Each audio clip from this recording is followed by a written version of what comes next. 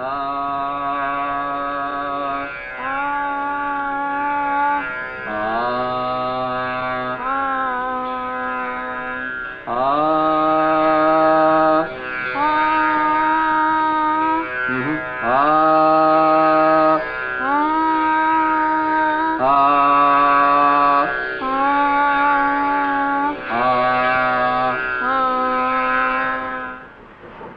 Roby was 12, Rabindranath went on a trip to North India and took the boy with him.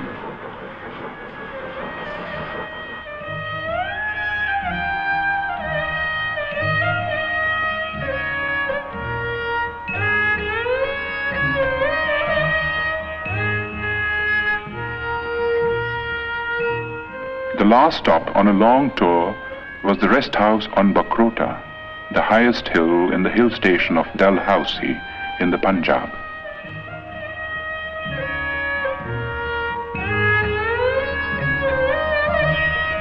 Roby was told by his father to roam about on his own.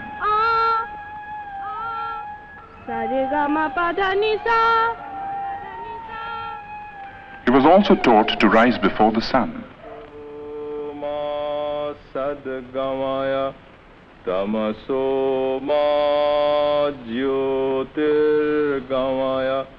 And to handle money and keep accounts.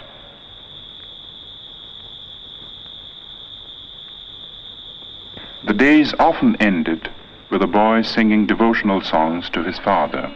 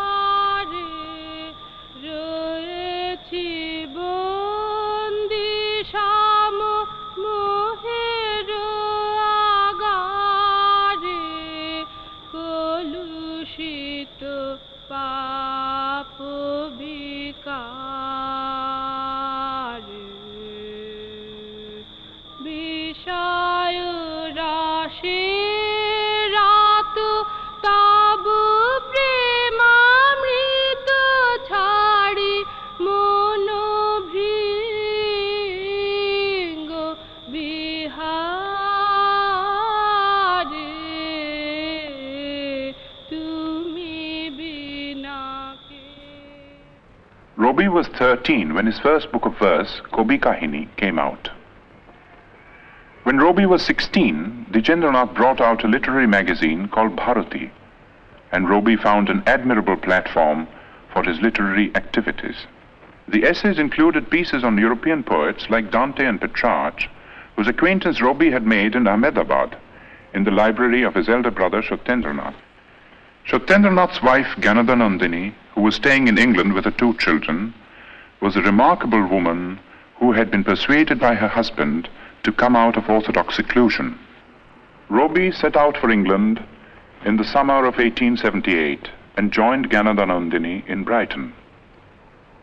If the plan was to provide the boy with a proper education, it came to naught, for Roby returned without completing his course of studies at the London University.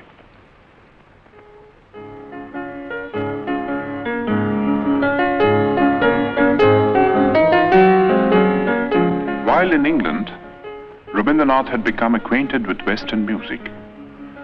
Some of the tunes he had learned found their way into his enchanting opera, Valmiki Pratibha.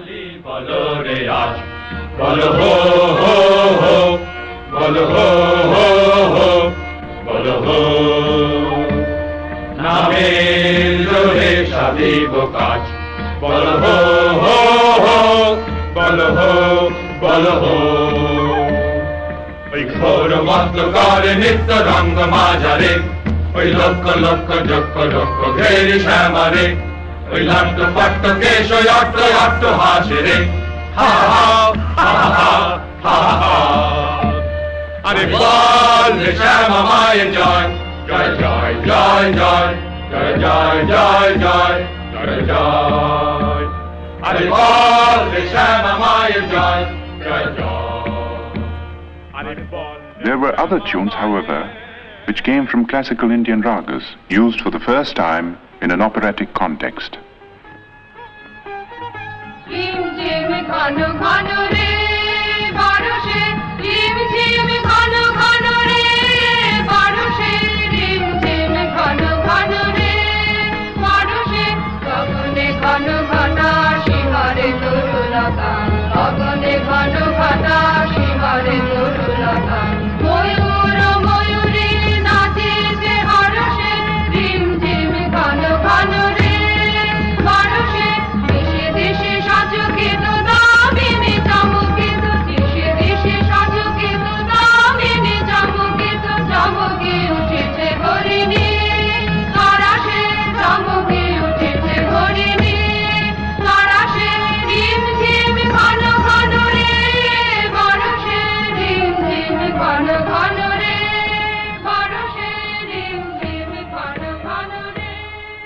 Valmiki Pratibha was staged in the Tagore residence with Rabindranath in the role of the bandit-turned-poet.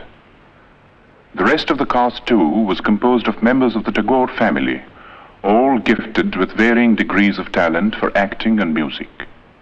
Among those who saw and praised this performance was the greatest literary figure of the time, Bankim Chandra Chatterjee. A year later, when Rabindranath's Shandha Sangeet was published, Bankim Chandra personally congratulated the poet and acknowledged his preeminence among the rising writers of the day. Of all the members of Roby's family, two were closest to his mind and heart. They were Jyotirindranath and his wife. Kadambari Devi was 2 years older than Roby. She was his best friend and severest critic. Roby lived with these two for a time in a house in Sutter Street in South Calcutta. One morning, a strange experience befell the poet.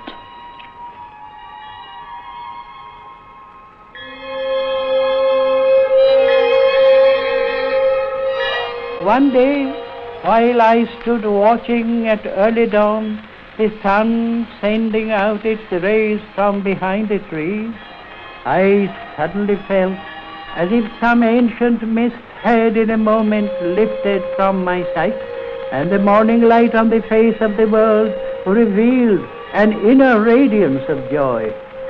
The poem I wrote on the first day of my surprise was named The Awakening of the Waterfalls.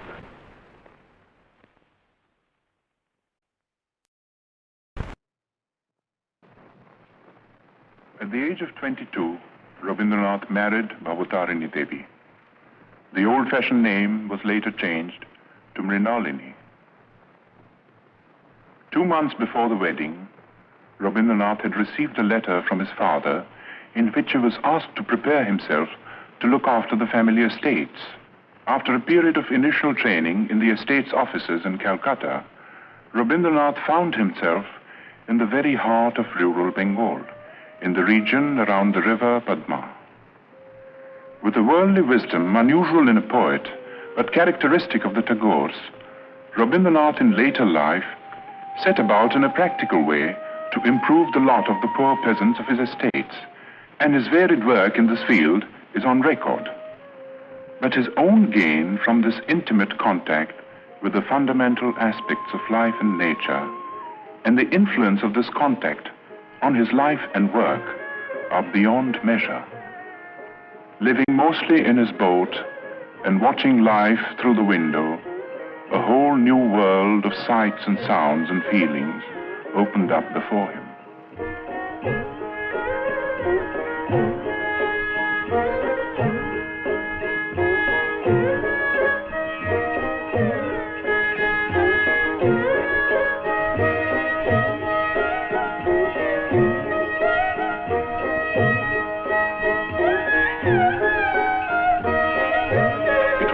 In which the moods of people and the moods of nature were inextricably interwoven. The people found room in a succession of great short stories, and nature in an outpouring of exquisite songs and poems. Dominant was the mood of the rains, exultant and terrible.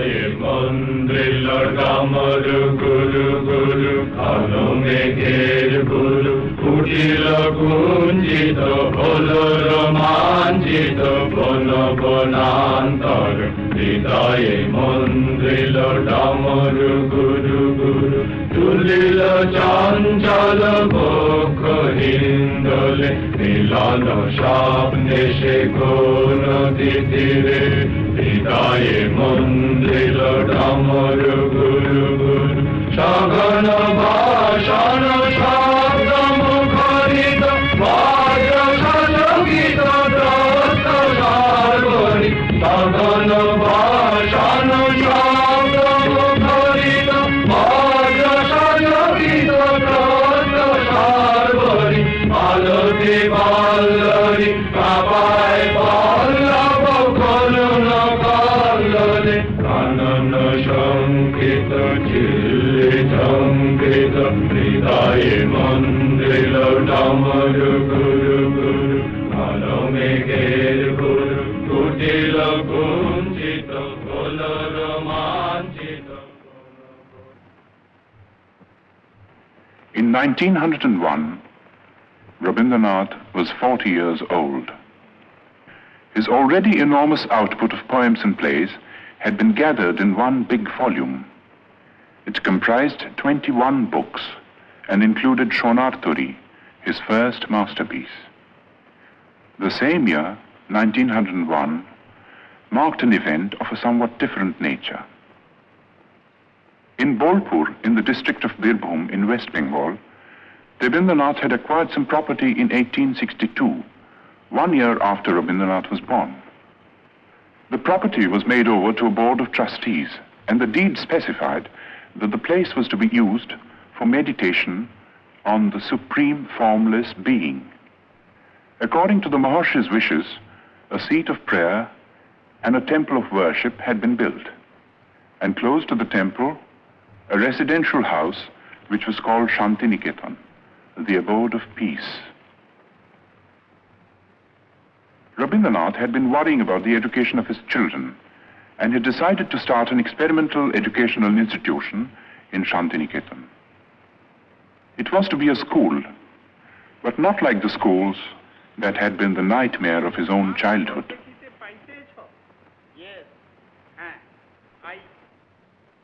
It was to be like the forest hermitages of classical India.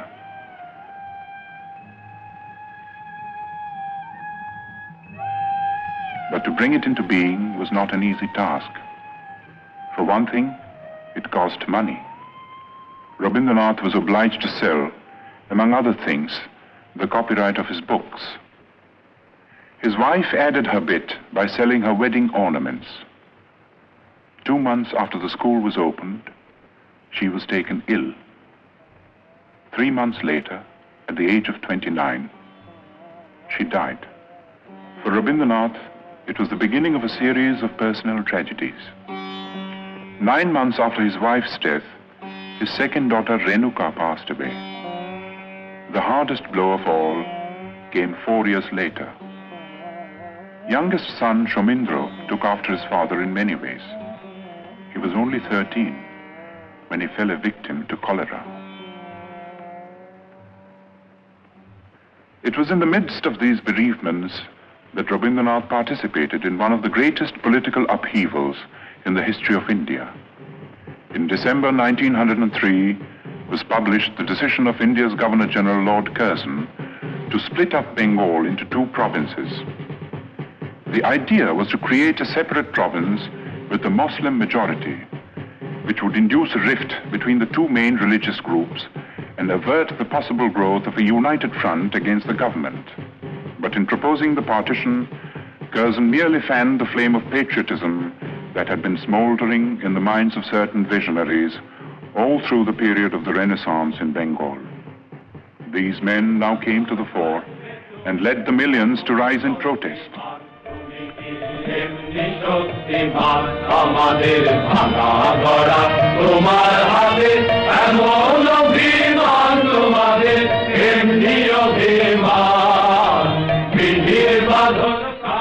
The series of stirring patriotic songs which Rabindranath composed for the occasion were sung in procession in the streets of Calcutta, with the poet himself in the lead.